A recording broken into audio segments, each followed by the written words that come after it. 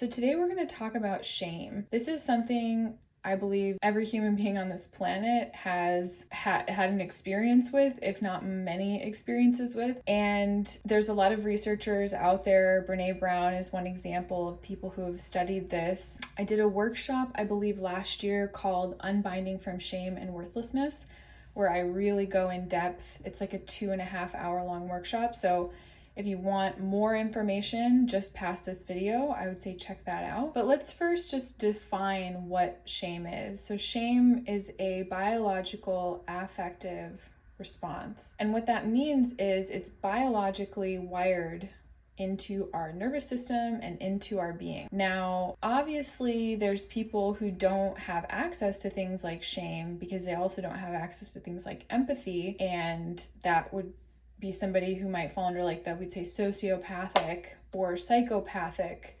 category, which obviously we see playing out in many different ways within our own lives, as well as this larger stage that is the world that we live in. But for the sake of this video, we're talking about people who do feel shame, and I might say are maybe even carrying more than their own load of shame. So initially, shame as a biological affective response is a necessary and important part of evolving within a social group. So we are a mammalian social species, which means that, look at the way that babies are, right? They're basically helpless from the time that they're born. So we have to learn how to survive within the social group.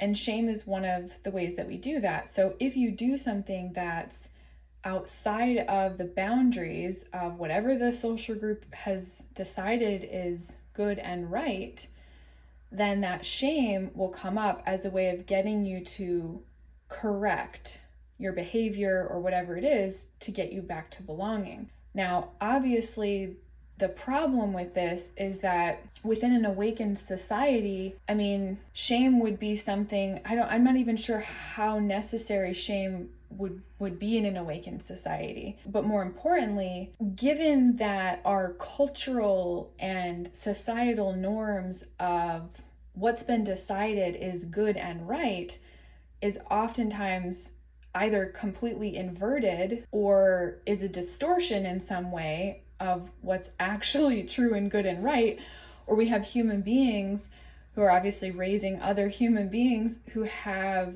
unintegrated egos, then what ends up happening is this shame, this generational unprocessed shame just gets passed down from person to person. And a lot of times it's not necessarily malicious.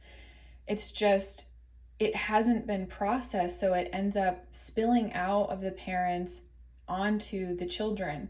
And the kids end up internalizing that, right? And it leads to all kinds of adaptations within the personality, within the nervous system. But at its core, right, it's designed to help us recognize when we're doing something that could potentially be harmful. Like, let's imagine a little kid is like hitting his sister, and then you go, hey, that's not okay. We have boundaries within this society that say we don't hurt other people. That's a good thing, right? To be able to instill that lesson. But when it's really arbitrary and it's, like I said, coming from fragmented people who are sending a lot of times maybe mixed signals or things that don't even really make sense, we end up with this. And also when the child, which is I think the case for most people, when the child is not given guidance within that situation, right? Like, what are you to do? If I'm hitting my sister, it's because I don't know how to deal with my emotions. I don't know how to process what's going on inside of me. Shame might come up as a byproduct of directing, like, hey, this is not really okay, you hurt this person.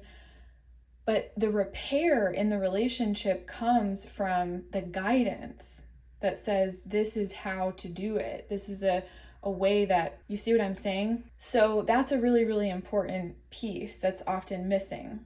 And then what can happen is that shame, because it's built in as a kind of a way to regulate behavior, it can become chronic. And that chronic way of regulating the behavior means that the shame is implicit. It's just coming from the inside, and it's being used as a way of almost criticizing or guilting the being into being better, right? So it's like, if I can get to me before they can, before I have to be rejected or feel like a fool or feel not good enough from the outside, I'll just do it to myself, which obviously creates more fragmentation in the end. It's a coping strategy initially that was used to help the being cope, right? But then long term, like with any of these coping strategies, without bringing it out of the unconscious, it eventually becomes maladaptive because we never resolved what was underneath that. We're just kind of glossing over it with the protective strategy. And so we have to actually go back and be with the aspects of the self that felt cut off, disconnected, relegated to the basement or to the subconscious, because that was the very thing. You see how when we're doing it to ourselves, we're re-traumatizing ourselves, because now we're doing the very thing, which is always the case typically. We end up doing to ourselves the very thing that was done to us, so we can get to ourselves first. And part of healing, and this is why I'm really bringing up the topic of shame, is that part of healing is that shame can act as a layer of resistance that makes it challenging for us to actually get to what was really happening, what was true and real for you.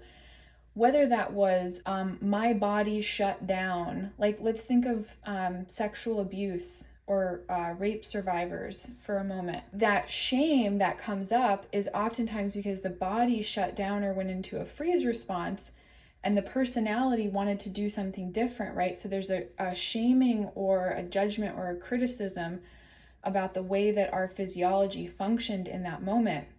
And you can see how if we've got that layer of shame on top of it, it would make it really difficult for us to actually move through whatever the body was just doing, because the body's response itself is neutral. But it's a lot of times the response either that we were getting from the outside, the danger that we were in, whatever it is, that caused that internal, like us to basically turn against ourselves. And so part of healing that whatever the core wound is that if there's shame around the trauma, around the behaviors that came out of the trauma, if there's shame around like feeling a specific emotion like anger or grief, then like it wasn't safe to do that, or the people around you were shaming you. And a lot of this stuff too, right, can be really covert. So it's not necessarily overt. It's just that a lot of people are rejecting themselves emotionally. And so they in turn reject other people's emotions. Not, like I said, it's not really even malicious a lot of the time, just not even really realizing that how baked into our culture that really is. So that shame acts as a primary layer of resistance that once we peel that back, then we can just neutrally allow the experience of whatever happened, right? That's us bringing in the frequency of the acceptance and the guidance that was never there before. So I hope that's helpful, a little explanation about shame and how it functions, and how when we start to uncouple, or we'll say unhook, shame from an experience or something happening, an emotion, a physical reaction, that then we can actually just deal with that thing on its own from a more neutral space. And that is collapsing and dissolving out the shame and allowing us to really be with the situation for what it was, to bring in the compassionate eyes of God's source. And, we're children who are in the process of evolution and initiation. We only know what we know. And our body also does things to protect us sometimes or our mind does things to protect us sometimes that can feel like we've done something bad or wrong, or can make us feel like that means something about us. And it's oftentimes that meaning that we ascribe to something that's happening, that negative meaning that we ascribe to it, that needs to be worked with so that we can integrate the experience, right? Because part of integrating something is being able to move through it in a way that it's supporting your life in the way that it looks now, because you've actually transmuted that. There will really be no need for shame as a way to regulate or modify our belonging to a social group. But in the meantime, this is something that we are being initiated to move beyond and through as a collective and as individuals. Thank you guys so much for being here today. I'm going to post the link for the Unbinding from Shame and Worthlessness workshop down below, and I'll see you soon. Bye-bye.